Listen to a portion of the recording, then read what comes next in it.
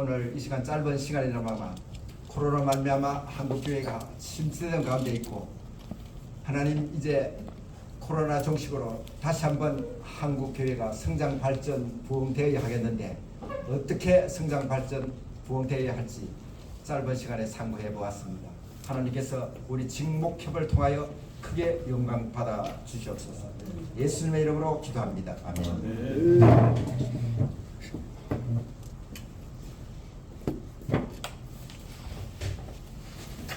우리 이병호 목사님 위해서 박수 한번 크게 쳐주겠습니다.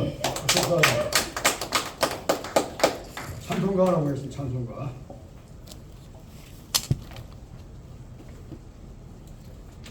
찬송가 197장 7장 부르면서 지금 시간이 좀 많이 남았는데 땡겨서 소영타 대표회장님께서 특강을 한 30분 하고 그럼 제가 인사말 하는 대신에 6.25에 대한 이 행사를 조금 하겠습니다. 그러니까 197장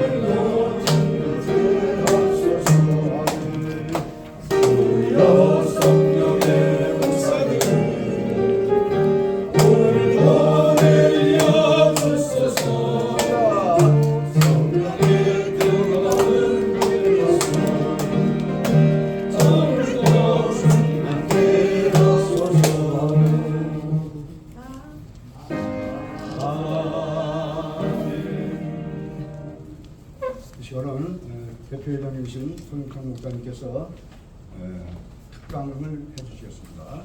다 같이 나올 때 할렐루야, 할렐루야, 큰 목소리로 할렐루야. 할렐루야. 네. 점심도 안 먹어. 다시 한번 시작. 할렐루야. 나오실 때 감사합니다. 점심도 안 먹은다는데 점심도 안 먹었어요. 아침도 안 먹었어. 못 먹었어요. 죄송합니다. 원래라 그래서 원래는 회의 중심의 모임이기 때문에 저는 무방비 상태로 있었는데 조만간 저보고 특강을 해야 된다고 말씀하셨어요. 급하게 원고를 정리했는데 원고가 없어서 걱정했는데 가져오셨네요. 그리고 다 받으셨죠? 안 받으신 계시네요? 다 들었어요. 저안 받았는데 다 대답 안 되고. 역시 아니 여기 아니 저는 필요 없는데 저기 아니 다 있습니다. 평신도가 중심이 되는 승부. 네네네. 여기 있습니다. 끝하시래요. 그냥 전 됐어요. 예. 그런데 또 순서지에는 보니까 대표회장의 직장 선교 사례 발표에 있는데 저는 직장 선교를 어쨌든 했어요. 1979년부터 1987년까지 저도 직장 선교를 했습니다. 현대자동차 부산 지역 신우회를 8년간 지도했습니다.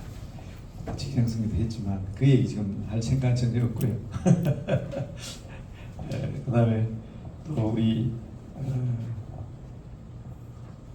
장로의 신학교 확 선배 그죠? 병원 선교 얘기하시는데 저도 지금 그 동기 가운데 서울시 병원이라든지 부산의 정인규 목사라고 아주 병원 선교 오래 하시는 분과 하게 돼서 병원 선교에 대해서 감정 있게 들었습니다. 성령 운동에 대해서 아주 성경 말씀을 가지고 기초적으로 말씀해 주셨는데 다 우리에게 필요한 거죠. 그런데 오늘 원래인데 게다가 제까지 너무 비중 있는 강의를 하면 좀 괜찮습니다. 그 시간 많이 비워놨습니다. 편하게 또 마치고 난 뒤에 또 회의하셔야 되니까 편하게 제가 말씀드리겠습니다. 원고는 읽어보시고 제가 원고 내용에 따라서 제 이야기를 듣고 난 뒤에 아마 원고를 읽어보시면 그 내용이 아마 의미가 될 것으로 생각해서 제가 칠판 중심으로 해서 제가 몇 가지 말씀을 드리겠습니다. 특히 우리 김태현 목사님 오늘 오셨는데 우리 그 직장 선교에 모일 때는 오시지만 우리 친구회는 자주 못 오셨어요. 오셨는데 지금 워싱턴 우리 한인교회 담임 목회 하시다가 한국에 들어와서 굉장히 우리 학회에서는 중요한 일을 맡아 계십니다.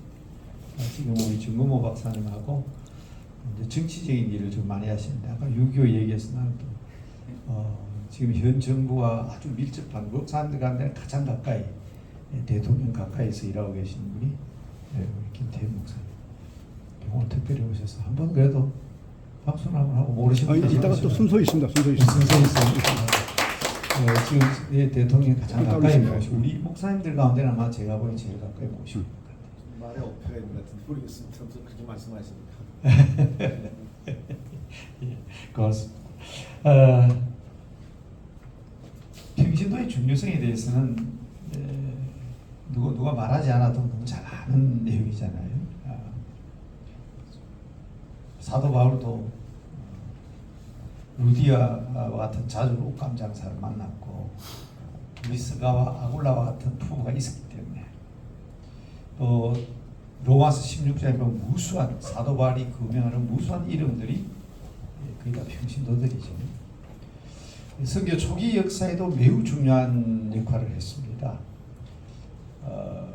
많은 그 로마 당국의 지도자들이 그렇잖아요. 내가 예수 믿습니다는 순간의 사형수잖아요. 들키면 사형수입니다. 짐승들이 물어뜯긴다든지 혹은 십자가의 형으로 또 불에 태워서 그렇게 처참하게 죽였습니다. 그럼에도 불구하고 기독교인들은 막 늘어갔죠. 그래서 콘스탄틴 대제 이전에 조사한 통계라 그러는데 거의 한 80% 정도가 그리스도인이 되었다. 그건 매우 중요한 이야기인데 물론 이제 뭐 여러 가지 원인이 있죠. 우리 한국 초기에 많은 순교자들이 있었습니다. 대단한 학자들도 많았고 선배들도 많았지만 우리 기독교 세계 선교 역사 초기에 그리스도인들은 오늘날처럼 성경책을 읽을 때도 아니고 교리 공부를 했을 때도 아니고 기독교 역사를 아는 사람들도 아닙니다. 그런데도 그분들이 순교할 수 있었던 것은 우리가 인정해줘. 사람답게 살지 못하다가 사람으로 인정받으니까 생명 거는 겁니다. 그래서 저도 교회에서 늘 평신도들이 교회에서 열심히 활동할 수 있도록 하기 위해서 목회자들도 똑같아요. 인정해주는 건 대단합니다. 그래서 로마에서부터 지금까지 전해오는 유명한 얘기가 있잖아요. 여자는 사랑하면 사랑하는 사람을 위해서 평생을 바치지만 남자는 자기 인정해주는 사람을 위해서 생명을 바친다. 초기에 가장 중요한 것은 이 인정해 주는 것입니다. 그래서 우리가 직장 선교를 하고 또 목회 활동을 할 때도 성도들을 인정해 줄 성도들을 세워주면 정말 헌신하고 충성합니다. 저도 지금 목회 정리하잖아요. 저는 이제 지난 주일로서 저희 교회 공식적인 설교는 끝났습니다. 다음 주부터는 제가 설교하지 않습니다. 7월 8월 이미 다 짜여져서 이웃교회 목사들 이제 휴가 중인 목사들 딱 짜여졌고 이제 목회가 거의 정리 상태입니다. 지난주 당회에서 이제 정리하는 단계다. 2번 실패했습니다. 지난 연말에 목사님을 세웠는데 담임 목사 결정 못했습니다. 그래서 청비위원들이 열심히 노력하고 또 당위원들이 만장일치로 이분을 세우자고 결정했는데 공동회의에서 과반수도 얻지 못했습니다. 그래서 2번 실패했습니다. 제가 큰 충격을 받았어요. 근데 참 이상합니다. 어제도 목사님 새로 담임 목사 결정해서 우리 얼마나 기쁜지 몰라요. 앞으로 목사님 2년 더 모실 수 있다고 생각하니까 우리 반대하는 사람들은 너무 기뻐서 그냥 잔치하다고 싶어요. 그래서 깜짝 놀랐어요. 나는 지금 너무 섭섭해가지고 내를 인정하지 못해가지고 담임 목사가 있는 자리에서 공동회의인데 그렇게 반대가 나왔거든요. 이 지금 반대 거꾸로 얘기하는 거예요. 그래서 제가 장로님들에 그랬습니다. 이거 이러면 안 된다. 내가 이제 교회에 서지 않겠다 해서 지난주에 아예 선언을 했습니다. 남대문교회에서 은퇴 시간 외에 내가 교회에서 강단 설교하는 거 기대하지 말고. 근데 사실 참 목회 현장도 그렇고요. 우리 직장 선교도 그렇지 않습니까? 저는 종종 우리 그 가운데서도요. 종종 우리 초대 교회사 또 선교 역사죠. 우리 김태현 박사도 같이 저와 같은 선교학입니다. 우리 학회 같은 회원이고요. 근데 우리 선교 역사를 공부하면서 늘 느낀 게 그거예요. 그 당시에 그렇게 많은 그리스도인들로 늘어가게 된 것은 인정받았기 때문이기도 하지만은 이런 일도 있었어요.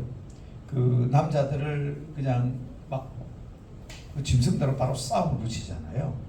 무릎 뜯겨 죽이기 위해서. 그런데 그때 여자들을 기독교인들을 쫙 매달아 놔요.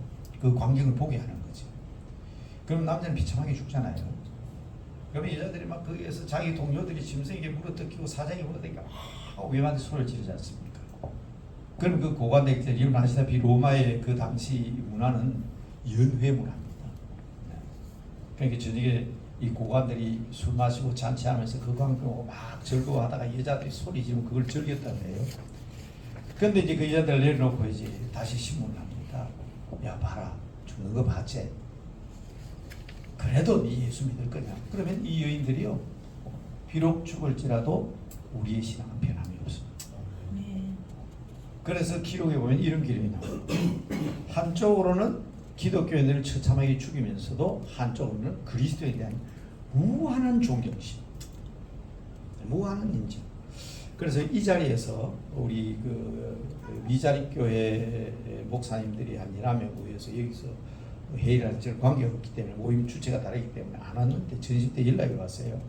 목사님 같이 전심 식사도 하고 좀 좋은 이야기도 하고 합시다 해서 왔더니 밥을 먹는데 한번 얘기를 해보는데 전부 다 그냥 불평이 이만큼 불만. 그래서 제가 이렇게 얘기했습니다. 목사가 그런 생각 딱 미움받기 좋아요. 딱 미움받는 소리 제가 했습니다. 우리 어머니도 옛날에 그렇더라고. 예수 안 믿을 때는 안 그러셨는데 동네 사람과 10원짜리 내놓고 하트도 치고 그러던 저희 어머님이 예수 믿고 세례 딱 받고 나니까 동네 할머니한테 미움을 하는데 어떤 미움을 받는가 하면 며느리도 내 자식인데 세상에 자기 얼굴에 침 뱉기지 며느리 욕하는 사람이 어디 있냐고 그 바른 소리 하니까요. 동네 할머니들이 저희 어머니를 멀리하더라고. 바른 소리 한다고. 아니 내 자식 데리고 살아주니까 고맙지 왜 며느리 욕하느냐고 그런 소리 하자. 그래서 어머니 그런 소리 하지 말고 가만히 듣고 말고 어울리라 그래도요. 이제 교회 나온다고 그죠? 아까 목사님 설교하면서 말씀하셨죠. 우리는 바르게 신앙생활을 한다고 하는데 저 사람들은 우리들 뭐 마치 과시하는 것처럼 그렇게 생각하는 거죠. 근데 그때 저 목사님들 그 소리하고는 조금 후회했습니다. 제가 이렇게 얘기했습니다. 세상에 가장 억울하게 돌아가신 분이 예수님이고 바울처럼 가장 비참하게 목회하는 사람이 있냐고. 우리 그거 모르고 신하겠냐고. 근데 그걸 우리가 불평과 불만으로 목회를 한다면 우리가 불행해진다. 당연히 우리는 주님 가시는 길을 걸어가고 있고 당연히 고난과 고통받는 것을 당연하게 여기자. 말 놓고 보니까 또 미움받는 소리 했다 싶어요. 자기 남대문교회 담임 목사니까 그런 소리 하는 거지. 그러니까 한쪽에 사람들이 우리가 미움받고 우리가 고통받고 순교를 해도요, 그 당시에 로마 시대의 우리 평신도들은 굉장히 존중을 받았습니다. 비록 카타미콤에서 예배를 드리고 그랬지만 그 제일 대표적인 예가 있잖아요. AD 313년에 콘스탄틴 대제가 기독교를 공인하지 않습니까? 근데 엄마 이름이 헬레나죠. 여자가 크리스찬이잖아요. 그러니까 당시의 황제들과 고관대 며느리를 볼 때는 한쪽으로는 예수 믿는 사람 잡아 죽이면서도 뒤편으로는 예수 믿는 처녀 없는가, 예수 믿는 처녀가 며느리 됐으면 좋겠다. 그래서 콘스탄틴 대제의 부인도 예수 믿는 처녀로서 고관의 부인이 된 겁니다. 그런데 각오를 해야 됩니다. 뭔가 하면 고관대작들의 가장 큰 꿈이 뭐겠습니까? 자기 자식이 황제가 되는 거예요. 그런데 로마에는 어떤 법이 있죠? 뭐 옛날에 공부해서 다 아시겠지만 로마의 황제는 절대로 여자 밑에서 거꾸로 태어나면 황제가 될 수가 없습니다. 여자에서 머리가 먼저 나오고 거꾸로 태어난 사람이 어떻게 황제가 되냐? 발부터 먼저 나와야 돼요. 그래서 이 고관 대작들이 아기가 날 때 되면 칼을 가져가지고 부인의 배를 찌릅니다. 그래서 그 수술 이름이 뭐죠? 가이사 수술이고 우리말로는 뭐죠? 제왕절개 수술이에요. 이게 황제 수술이죠. 그때부터 보죠. 지금 현재도 뭐 병원에 계신 그 의사한테 물어보십시오. 그 영어로 이 제왕절개 수술 뭐랍니까? 그럼 가이사 수술이에요. 그때부터 제가 진행을 해요. 그러니까 이 헬레나라는 이 되게 죽어요. 왜냐하면 애를 처녀들이 아기를 출산하고 나면 치료도 하고 또 깊기도 하지만 지금도 잘못하면 감염이 돼 죽잖아요. 되게 죽는데 이제 안 죽는 사람도 많아요. 그런데 이제 헬레나가 그렇게 아기를 낳았습니다. 안 죽었어요. 아기를 안고 키웠습니다. 근데 목직 달성했잖아요. 이혼당하죠. 그래서 콘스탄틴 어머니도 이혼당했습니다. 그러나 그 아기를 키울 때에 어떻게 키우십니까? 신앙과 믿음으로 키우잖아요. 그러니까 나는 역사책을 보면서 늘 그런 생각을 합니다. 여러분 역사책엔 그런 게 안 나와요. 어떻게 나옵니까? 콘스탄틴 제제가 전쟁터에 나갔는데 가는 곳마다 패배를 하니까 너무 안타까워서 밤에 잠을 자는데 천사가 나타나가지고 깃발을 하나 보여줬는데 뭐죠? 크리스토스라는 그죠? 예수는 그리스도다 하는 크리스토스의 첫자입니다. 그죠? 아시죠? 이 깃발을 방패에 새겨라. 그리고 십자가 깃발을 들고 나가라. 역사책에 그렇게 되어 있습니다. 그래서 콘스탄틴이 방패에다가 그리스도스의 첫자, 영어로는 XP로 보이는데, 그래서 이 두 자를 방패에 새기게 하고 십자가 깃발을 들고 나갔더니 가는 곳마다 승승장구해서 승리했다. 그래서 콘스탄틴 대제가 기독교를 공인했다. 그런데 그렇게만 나와 있는데 아니 갑자기 어느 날 밤에 천사가 나타나가지고 콘스탄틴 대제를 그렇게 바꿨겠습니까? 우리는 그 교육학에서는 잠재의식이라고 그러죠. 어려서부터 엄마의 젖을 빨면서 신앙과 기도로 자랐기 때문에 그런 역사가 일어난다. 그래서 저는 이 평신도들의 얘기가 나오면 의뢰의 어머니들의 얘기를 많이 합니다. 그리고 여자들의 얘기를 많이 하고요. 그리고 여러분 아까 이 책을 나중에 갈 때 한 권씩 지금 저희 제가 만든 재단이 한국 선교 교육 재단인데 제가 8년을 이사장을 했다가 지금 이사장직을 물려줬습니다. 대전신학교 총장을 지내고 지금 성경교회 목사님이 지금 현재 이사장을 맡고 있는데 이사장을 맡기니까 책도 바꾸더라고요. 그런데 제가 좀 쉽게 쓴다고 썼는데 맨 앞에 파란 부분은 좀 어려워요. 이 파란 부분은 집에 가서도 읽을 생각하지 마십시오. 얘는 이현기 교수라고 하버드를 졸업하신 분인데 그분 글을 엄청 많이 쓰는데 너무 어렵게 썼어요. 그래서 그분의 글을 제가 앞에다 실었는데 좀 어렵습니다. 그 다음부터 이제 나온 게 제가 쓴 거라 이제 저번에 종교 특강 했잖아요. 종교 특강도 제가 스키핑 뒤에 나옵니다. 근데 저희 교단에 7명의 신학자를 불러가지고 이 글을 쓰게 했더니 너무 어려워요. 평신도도 읽을 수가 없어요. 선교대학 교재로 쓸 수가 없어요. 그래서 제가 그 7명의 교수님을 모셔놓고 목회자 10명을 불러놓고 강의를 듣게 했습니다. 그리고 너희는 목사님들이니까 교회에서 설교하는 사람들 아니냐. 오늘 교수님들 설교 들었으니까 목사님들이 쓰는 걸로 바꿔서 봐라. 그러니까 또 글을 쓰게 해서 그럼 좀 쉽게 나올 줄 알았어요. 근데 전 또 설교문이에요. 이 교재인데. 그래서 할 수 없이 제가 직접 그 신학대학원에서 제가 직접 지도한 박사 과정 졸업한 학생들을 불러가지고 다시 쓰게 했는데 마음에 안 들지만 그래도 조금 나은 것 같아요. 그래서 쓴 글인데 제가 뭐 이 책을 그래도 참고적으로 왜냐면 책이 지금 새로 나왔기 때문에 지금 이 책이 지금 시중에 안 팔리잖아요. 그래서 한 번씩 드려야 되겠다 지금 하다가 보니까요. 125페이지. 여기 책이 다 한 번씩 안 들어가시네요. 이 책은 내 들리네. 어떠십니까? 네. 25페이지에 펴보면요. 그 위에서 넷째 줄, 셋째 줄 한번 보십시오. 또 한 사람이 선교사인데 허드슨 테일리에 있다. 윌리엄 캐릭의 해안직을 중심으로 선교하는 해안시를 대표한다면 허드슨 테일리는 내지 선교사다. 그는 선교본부를 현지에 두고 현지와 똑같은 복잡한 헤어스타일을 하였고 그 다음 보세요. 선교비는 하나님께만 요청하였으며 여성과 평신도를 선교사를 이끌어야 이 파격적인 시도 이 말 나오죠. 제가 구체적으로 좀 시간이 없어서 다 설명을 못 드리겠는데요.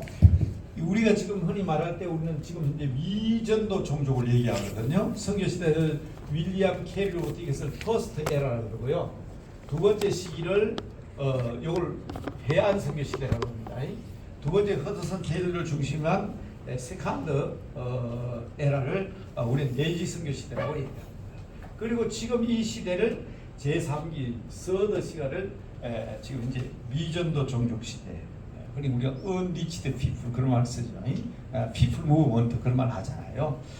예수님께서 말씀하실 때에 모든 민족이 다 복음이 전해지면 내가 온다고 했기 때문에 이것을 주장하신 랄프 윈터 박사는 돌아가셨는데 저도 미국에 가서 돌아가시기 전해에 만났습니다. 그런데 랄프 윈터 박사가 제가 이 퍼스트, 세컨드, 서드가 아주 획기적인 주장이라고 얘기했더니 이건 안 돼가지고 포스, 피프스까지 나온다 그래서 제가 그분이 그러면 안 된다 그랬어요. 왜냐하면 예수님께서 말씀하실 때에 모든 민족이 다 복음이 오신다 그랬는데 서두로 끝나야지. 또 다른 거 그다 포스, 피프스 만들면 안 된다 그랬어요. 그런데 그 이름이 돌아가시더라고요. 그런데 제가 지금 말씀드린 것은 이건 종족 선교 시대입니다. 그런데 제가 지금 말씀드린 이 두 개의 전환기가 있어요. 이 전환기에 결정적인 역할을 하는 사람들이 뭔가 하면 평신도 자원운동, 학생 자원운동이에요. 그게 선교 역사로 보더라도 제가 아까 성경에도 그런 배경이 있지만 성경 역사적으로 볼 때도 이 굉장히 중요한 전환기입니다. 그래서 우리가 이걸 3 eras, 2 transitions, 그 다음에 여기 영향 끼친 사람이 4명입니다. 그래서 4men이라고 얘기하는데 윌리엄 캐리, 허드슨 테일러 그리고 여기에 뭐 아도니람 저드슨 같은 훌륭한 사람도 있지만은 이제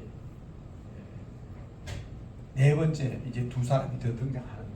요새는 머리가 푸득푸득 안 돌아가지고 원고 없이도 다 하는데 일부터 생각이 안 나네요. 그래서 요 투 트랜지션스의 중요, 선교의 비난교와 새로운 역사를 위해서는 절대적인 평신도 역할이 필요합니다. 그런데 저는 지금 이제 여러분들 같이 이 운동에 찬동하고 직장 선교를 계속 얘기하는 이유는 우리는 직장인 목회자 협의회지만 정말 이 운동을 직장 선교를 활성화하고 뒤바꿀 수 있는 것은 결국 평신도들입니다. 결국 평신도들입니다. 그래서 저는 오히려 이런 말씀드립니다. 사실은요, 우리 목회자도 매우 힘들지만 평신도들도 얼마나 어렵습니까? 아까 우리 저 병원 선교를 얘기하시고 성령 운동을 얘기하실 때도 그런 말 나왔지만 한국 교회는 병원에서 나왔잖아요. 아까 말씀하신 그 병원이 우리 교회잖아요. 제중원인데 서울대학교에서는 굉장히 강조합니다. 왕립병원이다. 이건 국립병원이다. 서울대학교 시작이다. 그러고요. 연세대학교에서는 이 성교병원이다. 연세대 시작이다. 그러니까 지금 계속 치열하게 지금도 다투고 있어요. 그래서 저는 가능하면 우리 교회는 중립지키라고 그랬는데 이거 땅 문제가 있기 때문에 연세대학교에 잘 보여야 된다고. 거기에서 이제 신앙 공동체인 남대문에 속 빼버리면 이거 선교 공동체라는 말을 주장이 참 어렵습니다. 1885년 거기 이제 아까 말씀하실 때는 병원 선교니까 병원에 대해서 주로 말씀드렸는데 이 날짜 꼭 기억해야 된다 그랬죠. 1885년 6월 21일 이게 예배 시작입니다. 4월 7일 날 광연 시작했고 제중원 간판 달았지만 1885년 6월 20일이 주일입니다. 이게 이제 대한민국에서 먼저 교회에 있었습니다. 황해도에 우리 한국사람에서 세워진 무슨 교회입니까? 솔레교회 있었죠? 네. 솔레교회 있었습니다. 송천교회 손호성자 내천자 솔레교회 있었는데 정규적인 주일 예배가 안 되죠. 근데 1885년 6월 21일이 정확하게 올해도 저희 교회에서 예배 드렸습니다. 기념 예배를 드렸고 국민의회에 나왔습니다. 거기 보면 우리 저 알렌 기념상 제가 시상하는 장면 지문에 나오겠죠. 그래서 알렌 입국은 1884년 9월입니다.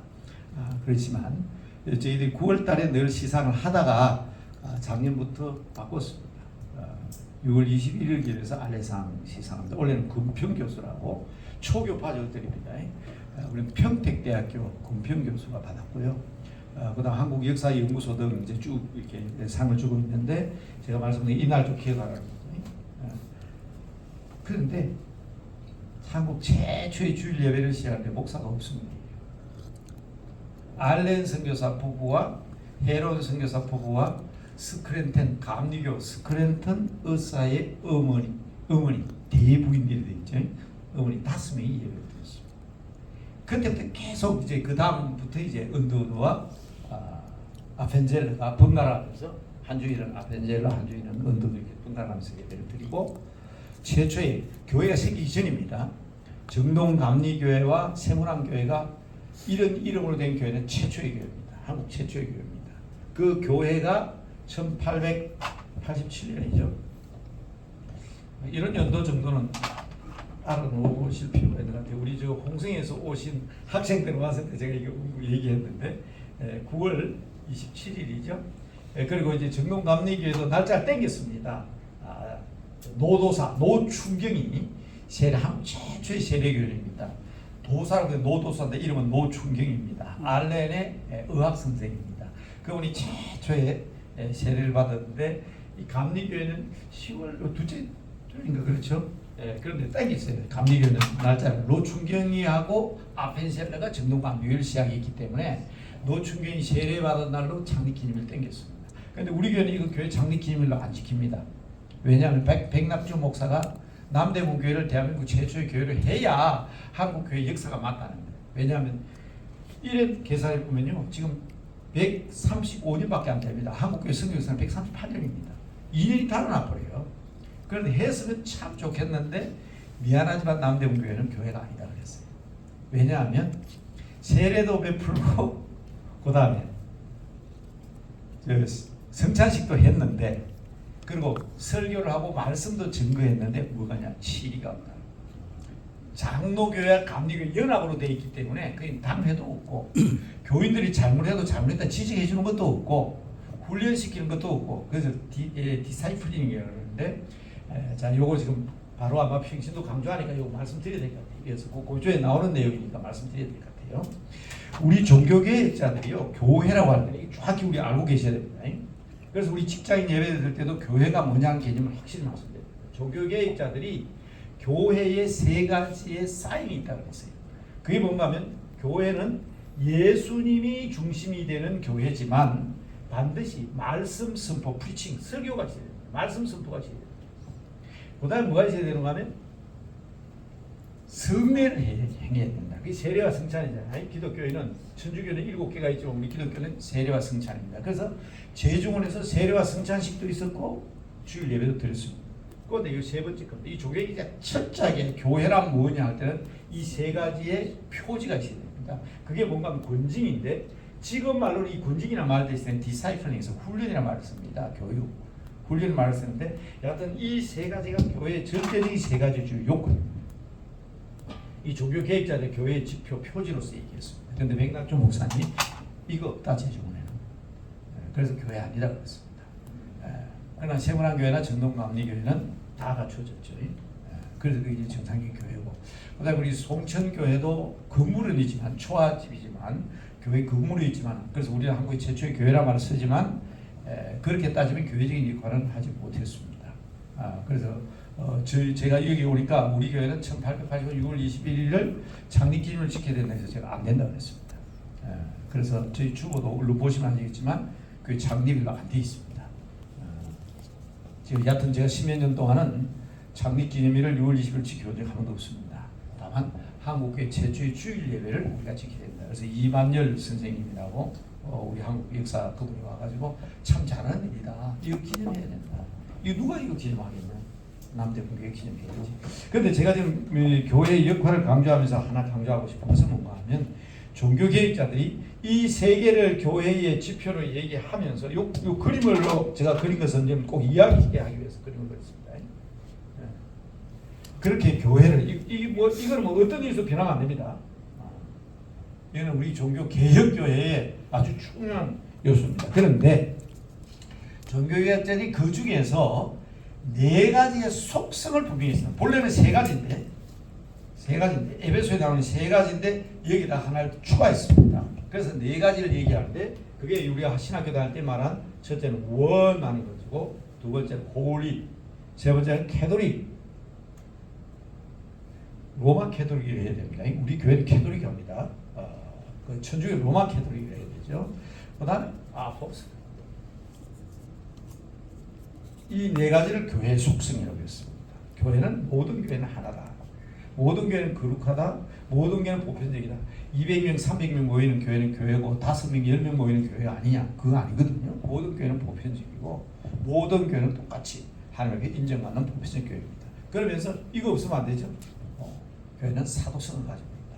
이거 우리 신학교 때 외웠던 거 아닙니까? 그런데 지금 제가 얘기하는 것은 뭔가 하면 오늘날 선교적 교회론이라고 하는데, 제가 그래서 공교롭게 아까 우리 목사님 입맞춘 것도 아닌데 성령을 강조하셨는데요. 역동적인 성령의 역사에서 교회는 움직이는 교회가 돼야 됩니다. 모든 교회는 생명이 있습니다. 생명이 있는 교회가 원, 홀리, 캐톨릭, 아포스에서 제자리로 가면 안 됩니다. 이 화살표를 한 이유는 움직여야 됩니다.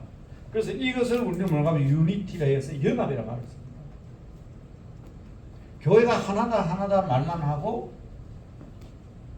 거기서 개교주의로 나갑니다. 모든 교회는 연합입니다.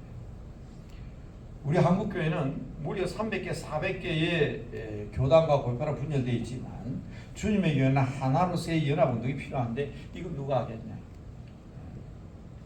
목사님들만 그래 한다고 해서 평신도들이 다 따라오는 말이잖아요. 그래서 모든 교회로 하여금 연합할 수 있도록 운동을 해줘야 되고요. 이건 뭡니까? 이거는 성화라 말이죠. 지역을 바꾸고 세상을 바꿔야 됩니다. 성화시켜나가요. 그게 화해라고 했었습니다. 화해.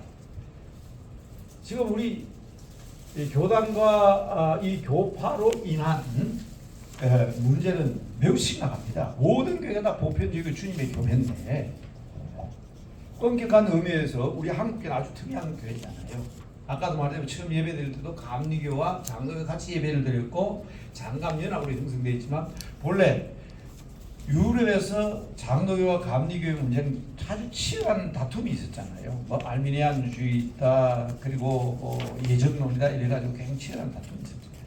그러나 이제 새로운 방향으로 나가는 것은 우리 한국교회는 감리교와 장로, 대한민국에는요, 한번 보세요. 순복음교회나 감리교회나 성결교 어디 교파 색깔 합니까? 나는 뭐 다 어디 가도 다 똑같더라고. 다 똑같아요. 그냥 조직만 그렇게 돼 있지. 그게 한국교회의 어쩌면 굉장히 강점이 될 수도 있습니다.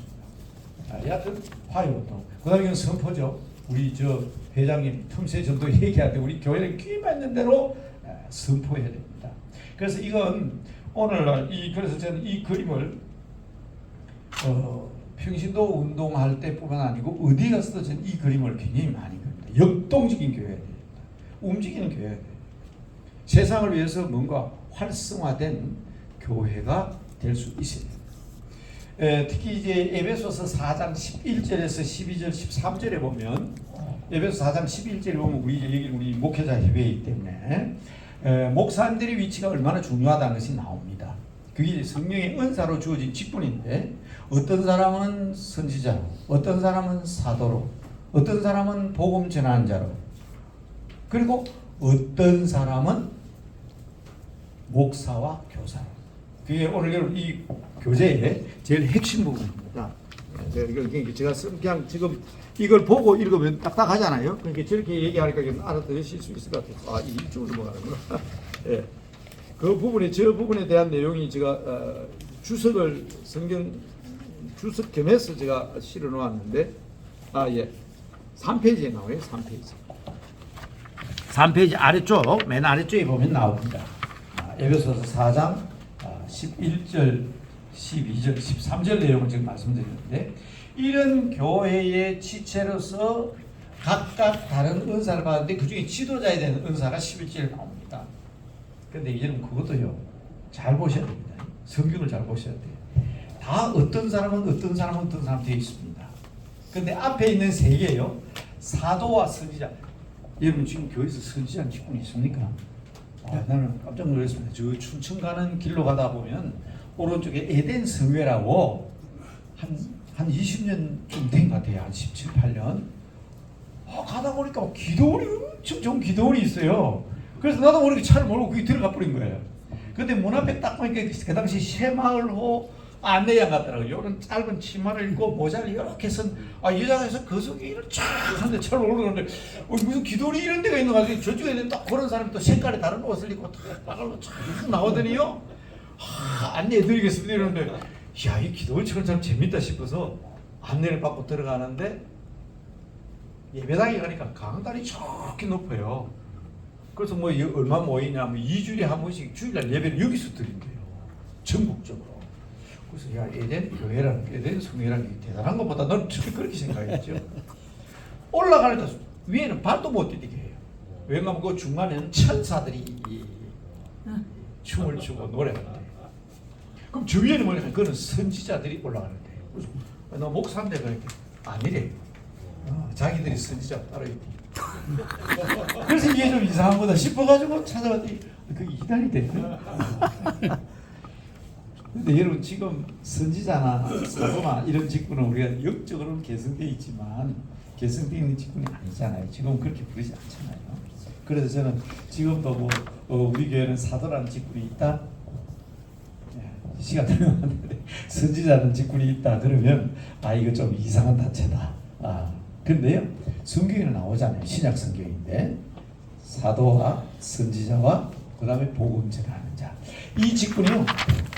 제가 연구한 책이 있어요. 이 부분에 선교적 교회 직분 이것도 나옵니다. 이 그림도 선교적 교회 직분론 하는 책이 있습니다. 시중에 나와 있는데 아마 지금 절판이 됐죠. 제가 그 책을 쓴 것은 2006년에 쓴 책입니다. 선교적 교회 직분론인데 그 선교적 교회 직분에 보면 제가 이런 말을 하고 있습니다. 옛날 사도 시대에는 교회는 기초를 놓는 부분이 필요했기 때문에요. 여기 사도라는 직분이 있고 선지자라는 직분이 있고 그 다음에 복음 전하는 그걸 우리말로 전도사로 번역하는데 지금 우리가 교회에서 말하는 전도사 아닙니다. 복음 전하는 그게 사실 선교 미셔널이에요. 그런데 이 직분들이 그 당시에는 분리되어 있었습니다. 그런데 지금은 AD 313년 이후에 교회가 제도화되고 조직화되면서 바깥에 선교적으로 나가야 될 교회의 형태가 어디로 들어와 버립니까? 교회 안으로 조직이 작동하는 거예요. 그러니까 이건 교회 바깥의 직분입니다. 교회를 세우는 자, 하나님의 뜻을 전하는 자, 선지자, 그리고 선교사, 복음 전하는 자인데 이 직분을 쫙 줄어들어가지고 지금 선교사는 하나의 직분으로 되어 있습니다. 시대가 변하면서. 여러분 그 얘기 참 하죠. 미국 레오나르드 스미스죠 교수가 얘기했나요? 교회는 4가지 종류가 있다. 첫째는 선교적 교회, 미셔너리 처치. 선교적 교회는 하나님의 말씀을 전하고 전도하고 복음 전하는 교회다. 근데 두 번째 교회는 어떤 교회입니까? 목회적 교회. 이 목회적 교회는 목회 행정이나 교회 행정에 교회 자체에 신경을 쓰다 보니까 전도나 복음 전하는 데는 무관심하고 어떻게 하면 우리 교회를 조직적으로 활용하고 재직회나 평신도 잘 활용할까 하는 이 교회를 목회적 교회라고 했어요. 세 번째 교회는 현상 유지적 교회. 어떻게 하면 이 교회가 예수님 오실 때까지 유지될 수 있을까? 지탱할 수 있을까? 그 다음 마지막이 뭡니까? 뮤지엄 교회죠. 박물관 교회. 그래서 교회 성도들은 왔다 갔다 하지 미라다 그거는. 그게 뭐 지금 외국 교회들이 그렇지 않습니까? 교회 건물에 들어오면 입장료도 받고 말이에요. 교회 유지하는 교회. 이미 굉장히 충격적인 얘기입니다. 미셔너리 처치와 그 다음에 우리 선교적 교회와 우리가 일반적으로 말하는 우리가 지금 현재 한국 교회는 거의 목회적 교회잖아요. 이것도 정상이 안 되는 거죠. 세 번째 교회는요. 세 번째 교회는 현상유지적 교회. 네 번째 박물관적 교회. 이건 굉장히 충격적인 얘기입니다. 그게 이 선교적 교회, 제가 지금 말하는 것은 이 선교적 교회가 되어 나가야 되는데 지금 현재 이거는 줄어들어 버렸어요. 또 하나 있습니다. 뒤에 성경 잘 보세요. 목사와 교사. 어떤 사람은 계속 나오는데 거기 한번 보세요. 교사 앞에는 어떤 사람은 없잖아요. 그렇죠? 성경이 그렇죠? 이거 여러분 이상근 교수는요, 목사님 아시죠? 이거 예사로 보지 않습니다. 왜 다 여기 어떤 사람은 사도, 어떤 사람은 선지자, 어떤 사람은 복음자냐, 어떤 사람은 목사까지도 왜 교사는 없냐 이거예요. 이거는 하나이기 때문에. 왜냐하면 그 당시에는 목사가 교사예요. 그때 한 직분대 어떤 사람은 목사이고 교사인데 지금은 교회 내적인 상태가 확 커졌기 때문에 어떻게 됐다고요? 지금은 목사와 교사로 구분됐다. 그래서 이거는 붙어있던 게 늘어났다는 거예요. 자, 그러면서 오늘 결론 맺어야 되겠습니다. 뭐 도로보기 다음 시간 해야 되고 시계도 끝나야 됩니다. 자, 자세한 내용은 한번 읽어보시고요. 요 그림은 기억하시고요. 앞으로 우리가 나가야 될 어떤 방향이 있기 때문에 요 부분은 꼭 기억하셔야 됩니다. 자, 에베소서 4장 12절이 방금 제가 3장 맨 밑에 나와 있습니다. 거기에도 아주 재밌는 표현이 있습니다. 이 뭐 왜 케이크가 들어오게 있어서 빨리 끝낼게요. 좀 이따. 네. 자, 마지막 에베소서 4장 12절에 보면 이 우리 직장인 목회자 협의회 우리 목사들이잖아요. 목회자들이잖아요. 목회자들이 해야 될 일이 3개가 나오는데 첫째는 뭘 하게 한다 그랬어요? 네? 나머지 4장 12절 제가 나머지 페이지. 네? 성도를 온전케 하고. 이렇게 많은데 이 제대로 나오는 놈이 한 놈도 없네. 네. 첫째는 온전케 하고 성도를 온전케 하고. 이거 맞죠? 이거 성도를 하는 말이 이게 뭡니까? 이게 평신도 되잖아요. 이 첫째는 성도를 온전케 하고. 자, 그런데 문제 두 번째는 봉사의 일을 하게 하며 세 번째 교회를 몸을 세운다는 말, 교회를 세운다는 말이 단순한 건물을 세운다는 의미가 아니죠. 그리스도의 몸을 세워 나가는 겁니다. 교회를 세우게 하는데 그 전치사들이 다르다는데 매우 중요합니다. 뭐라고 됐어요? 맨 앞에는 프로스라 돼 있죠. 프로스, 에이스, 에이스입니다. 왜 다르냐? 그래서 옛날 성경 혹시 여러분 가지고 있는 옛날 성경에는 성도를 온전케 하고 봉사일을 하게 하며 교회를 몸을 세우게 하게 되어 있습니다.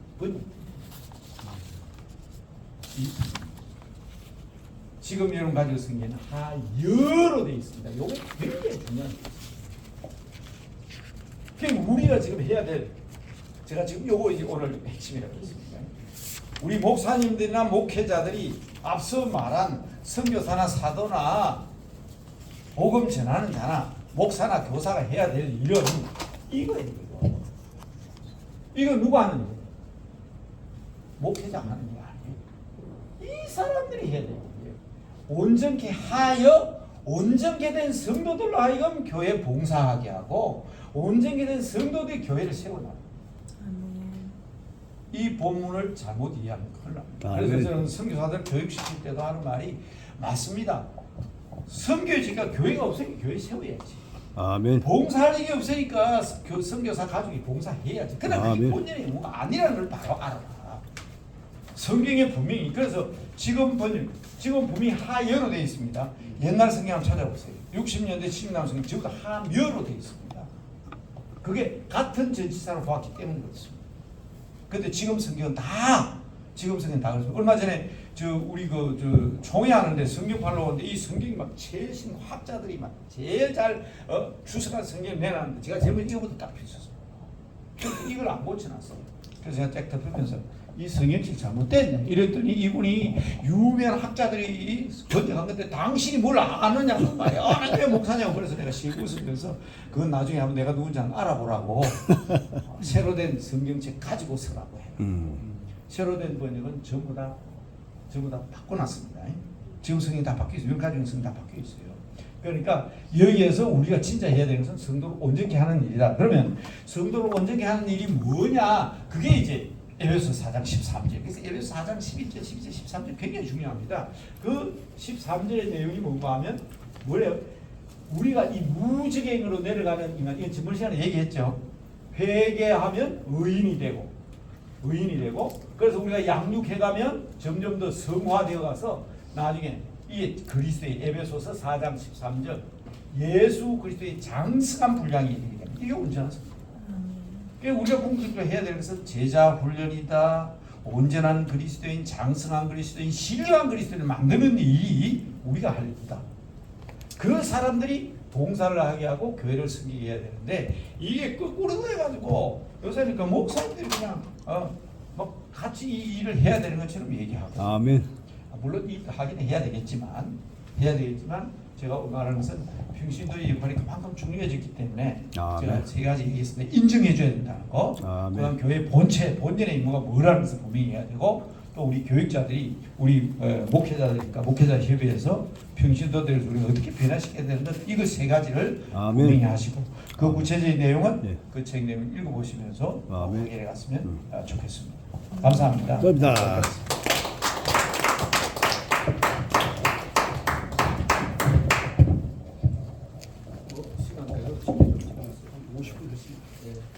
오늘 대표회장님 특권으로 강의 시간 20분을 더 연장하겠습니다. 감사합니다. 우리 다 같이 한번 박수 큰 복사하겠습니다. 자,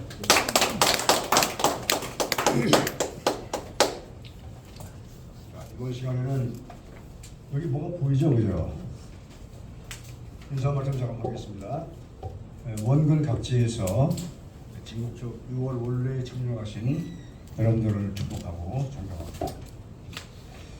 저는 오늘 특별히 6.25 사변에 대해서 좀 얘기하려고 합니다. 6.25 사변이 한 73년 정도 되다 보니까 이 점점 잊혀져가지고 이제 교회에서도 거의 이런 예배를 드리거나 그런 것이 별로 없어졌어요. 안타까운 일이에요. 다른 거 몰라도 우리가 이 6.25 사변에 대해서는 절대 잊어버리지 않아야 되는데 점점 잊혀져가지고 거의 없어졌어요. 제가 오늘 여러분에게 이 말씀을 드린다고 하는 얘기는 뭐냐면은 지금 계속해서 북한이 탄도미사일을 쏜다 뭐 이래가지고 세계를 막 놀라고 있어요. 근데 아이러니한 게 우리만 모르는 게 아니라 알고 있으면 너무나 강해졌어. 그래서 북한이 말이지 예를 들어서 탄도미사일을 쏘고 또 계속해서 쏴대면 우리는 거꾸로 복음의 폭탄을 쏴야 돼요. 할렐루야. 왜 그러냐면은 우리가 그 사람들을 어찌할 바를 없어요. 성령께서 거기를 어떻게하지만 할 필요가 없어요. 우리 목회자들이 바로 성령의 무기를 통해서 복음의 폭탄을 쏘는 수밖에 없어요. 그러려면은 먼저 직장 성경 목회자들이 변화돼야 돼요. 그러니까 이 패러다임이 바뀌어야 돼요. 아까 우리 목사님 말씀하신 평신도를 세우기 위해서는 직장 성전 목회자 협의회가 약간의 변화가 있어야 된다. 그러기 위해서는 우리가 마태복음 28장 19절에 있는 말씀 제가 얘기하는 거 아니에요. 여러분에게 다 주님께서 각자에게 얘기하고 있는 거예요. 지상 사명.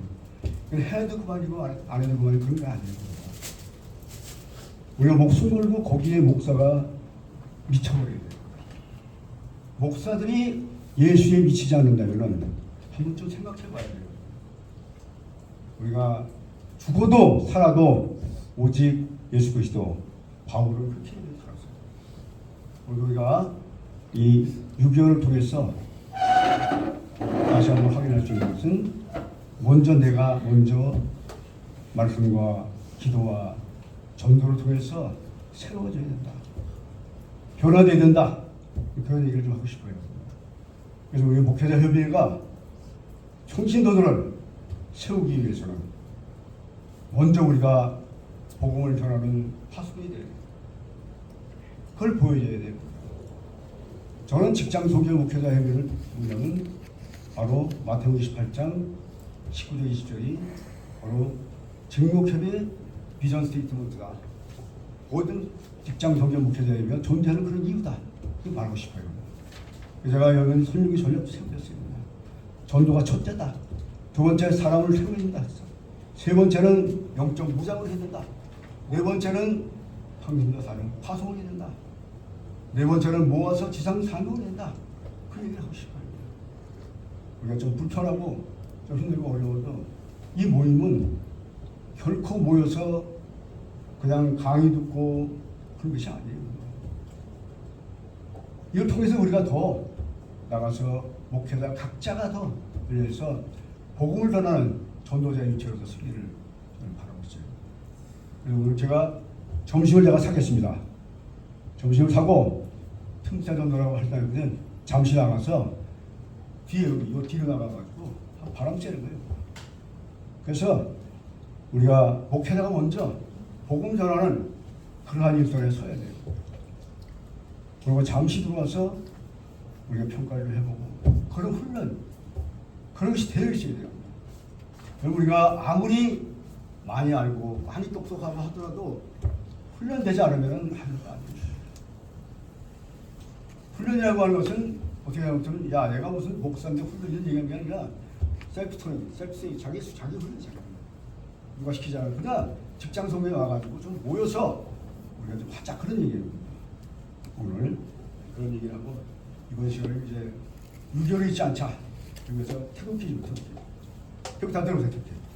이 태극기 의미는 우리 직장 소비자 목회자가 다시는 이 유교를 잊지 않게 평신도들에게 우리 교회에게 모든 교회에게 알리고 하는 것들을 통해서 우리가 각성하는 의미에서 대한민국 만세라고 부르겠습니다. 다 같이 대한민국 만세! 다시 한번 대한민국 만세! 대한민국 만세! 예, 이것이 뭐 특별한 일이 아니죠. 이런 것들 통해서 우리가 이번 시간에는 이제 직목협의 1월부터 6월까지 생일이 있었던 분들 오늘 좀 나오세요. 괜찮아요. 축하해 주면 뭐 안 나와도 그만이고. 말만 나가도 왜냐면 문제가 무서워서 안 나온 사람도 있어요. 그런 사람 말고 나오시면 감사하겠습니다. 1월부터 6월까지요? 1월부터 6월까지. 올 1월부터 6월까지. 나오세요. 2월, 2월 1월부터 6월까지. 그 다음에 오늘 직목협에 올해 처음 나오신 분이 있어요. 그분들 다 나오세요. 김태형 목사님 나오세요. 이하민 목사님 처음 오셨어요. 네, 나오세요. 괜찮아요. 다 나오세요. 이 저기 직장 시위가요. 이게 모토이게요. 왜냐면 제가 중동에 가가지고 그 어렵고 힘들 때 근로자한테 이걸 해줘요. 너무 기뻐해요. 너무 좋아요. 그리고 우리도 같이 이런 거 같이 나오니까 우리 다 같이 당신은 사랑받기 위해서 태어난 사람 다 같이 노래 한 곡 하겠습니다.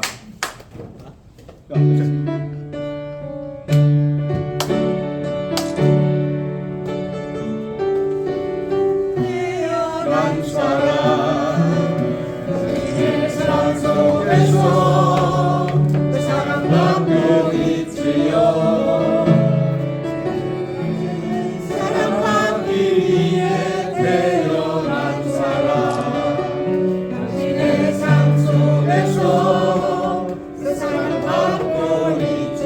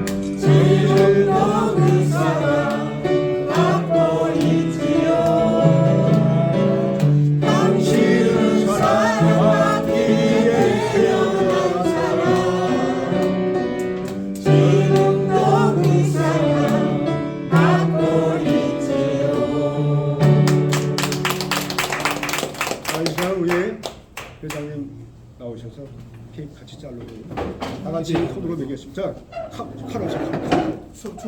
불 붙여야죠. 자르면 자르셔도 되지. 같이 오세요. 그래서 불을 먼저 저기 저 붙여야죠. 두 분 나오시죠. 같이. 여기 있는 사람 잘라야지. 자, 같이. 재밌게 하는 거죠. 마이크입니다. 자, 우리 다 같이. 뒤로 같이. 자, 이쪽으로 오세요. 같이 이쪽으로 오세요. 같이 옆으로 치세요. 같이 옆으로 케이크 치세요. 맛있는 거 있으면 따로 아, 예. 못하겠다. 하나, 자, 한번 둘, 셋. 찍겠습니다. 자, 하나, 둘, 셋. 됐습니다. 저기 저 기장님. 자, 대통령님 기도 한번 해주겠습니다. 하나님 아버지 감사합니다. 저희들에게 귀한 사명 주셔서 우리 직목협의 이름으로 함께 모이고 또 원래로 기도회로 또 틈새 전도회로 또 여러 가지 세미나로 힘을 합쳐서 어떻게든 한국 교회와 민족의 역사를 위해서 하나님 나라와 직장 선교를 위해서 헌신하는 귀한 종들입니다. 특별히 이 해의 절반인 6월을 보내면서 지나간 시간 동안 생일을 당하신 우리 회원들과 또 함께 처음 참여하신 우리 목사님들 함께 축하할 수 있는 기회를 주셔서 감사합니다. 아멘. 아버지 하나님 함께하여 주셔서 더욱더 건강하게 하여 주시옵시고 하는 일들이 형통케 하여 주시옵시고 기도마다 응답받게 하여 주시옵시며 생일을 맞을 때마다 더 기쁘고 즐거운 나날들이 될 수 있도록 하나님 도와 주시옵소서. 우리의 사역 현장과 또 아버지 우리의 가정과 우리의 모든 것을 지켜주심으로 시원시원한 앞길이 될 수 있도록 인도해 주시는 거룩하신 우리 주 예수 그리스도 이름으로 감사하며 축복하며 기도드리옵나이다. 아멘. 감사합니다.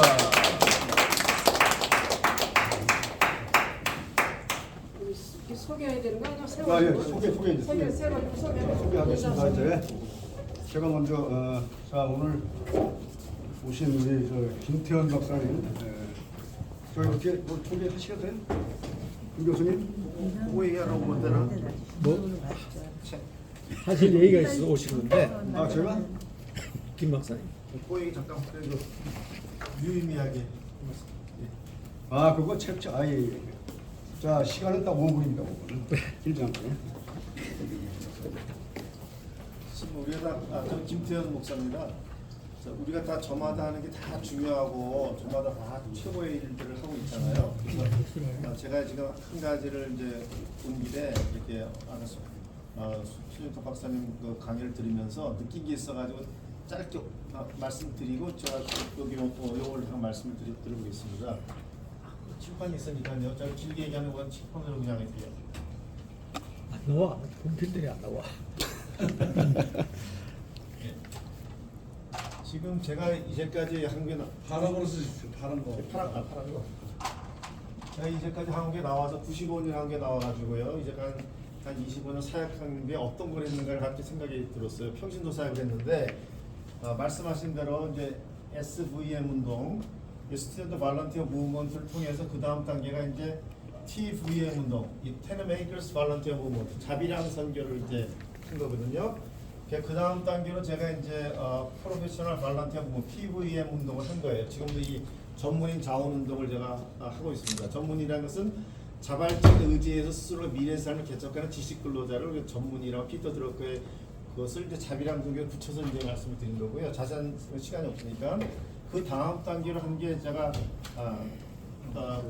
그 다음에 이제 이렇게 교육 선교라든지 이런 것들이 다 이제 아랍권에서 문제가 생기는 거 이후로는 그다음에 이제 BVM 운동으로 이제 많이 바뀌었습니다. 비즈니스 에스 미션, 비즈니스 관련 운동도 바뀌었고, 그다음에 이제 여러 가지 뭐 코로나 바이러스를 포함해서 여러 가지 일어나면서 사람들이 이제 문화교류 발전의 무브먼트. 그러니까 이 미션이란 말을 가지고 하게 되면 미제국주의라고 되기 때문에 제3세계는 못 들어가고 그래서 그다음에 인터컬처럴 미션. 제가 명지대학 교수로 제가 5년 있었을 때도 문화교류 선교학과 제가 학과장으로 있었지 선교학과가 아니었고 또 한국의 실정을 이해해야 되기 때문에 미션만 집어넣긴 했지만 문화교류학과로 있었던 거예요. 그 제가 최근에는 지난번에도 제가 특강에서 말씀을 드렸지만 WVM 이거는 이제 나중에 좀 말씀드리고 이거는 월드 O2O4 마켓플레이스 에서 미션 이런 거 개념으로 한 이런 운동을 좀 전개하고 있습니다. 근데 이 마지막 단계로 이제 제가 지금 우리 모두가 추구해야 될 게 이제 GVM, Gospel Volunteer Movement 또는 이제 Government Volunteer Movement 이 단계로 해서 쭉 6가지 이런 단계들이 이어지는 거거든요.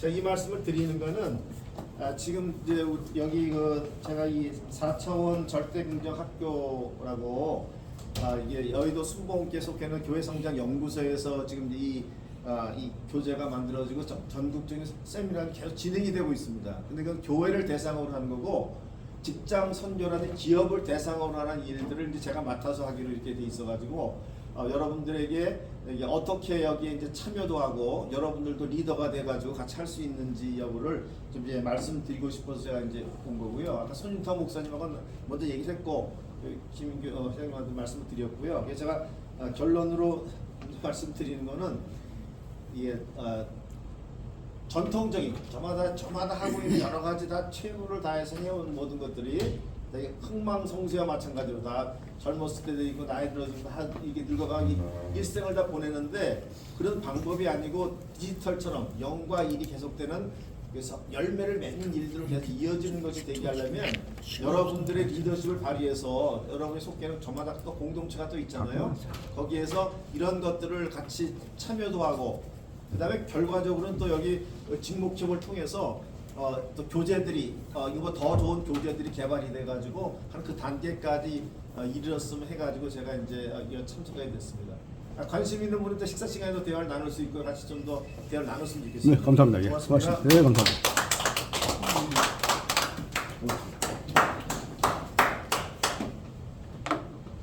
네, 우리 저 처음 오신 분 잠깐 소개만 하죠. 크게 딱 2분. 죄송합니다. 앞 시간이 돼가지고 길게 설명할 건 이따가 하는 거예요. 아니 그냥 간단히 말씀해 주세요. 네, 여러분 안녕하십니까. 윤보을 목사입니다.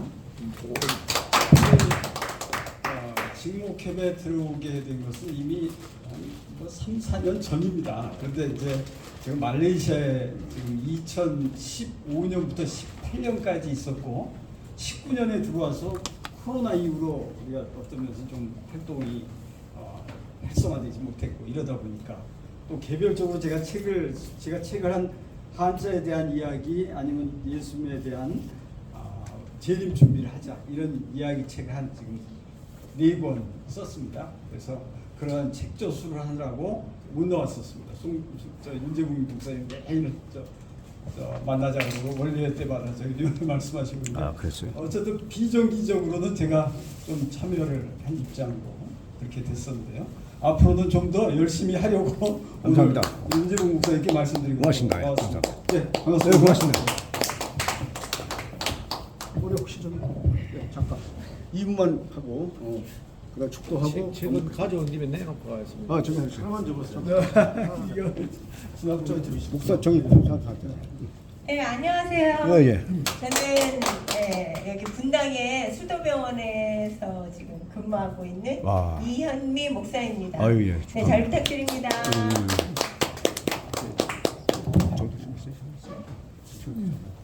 됐습니까? 예. 오늘 저렇게만 갖고 왔어요. 자, 이제 또 뭐 새로운 분들 없겠죠. 자, 그럼 오늘 우리 김창현 목사님 축도하시고 바로 나와서 사진 한번 찍겠습니다. 그리고 식사하겠습니다. 식사하고 전도하러 나가겠습니다. 이제는 길과 진리와 생명이신 우리 주 예수 그리스도의 은혜와 하나님 아버지의 극진하신 사랑과 성령의 감화 감동 역사 교통하심이 모든 직장의 직장 선교를 조직하고 모든 직장인을 그리스도교로 인도하고자 하는 사명에 불타는 모든 직장 선교사 특별히 직목교 회원들 위해 이제부터 영원까지 꿈만 같은 좋은 일이 날마다 일어나기를 간절히 축원하옵나이다. 아멘. 아멘. 바로 사진 찍겠습니다. 자, 나오세요. 자, 태극기 들고 다 태극기 들고 나오세요. 이거 저기 갈 때 다 놔두고 가세요. 나 소리가 달라 그랬더니 다 특별한 사람은 행사용이야, 행사. 자, 마지막으로 태극기 부대로 들어가시. 정광훈 목사 전화가 거기 선지자인데. 아 지금 정광훈 목사님이 우리 저 김웅규 목사, 김윤규 목사 못 따라오세요.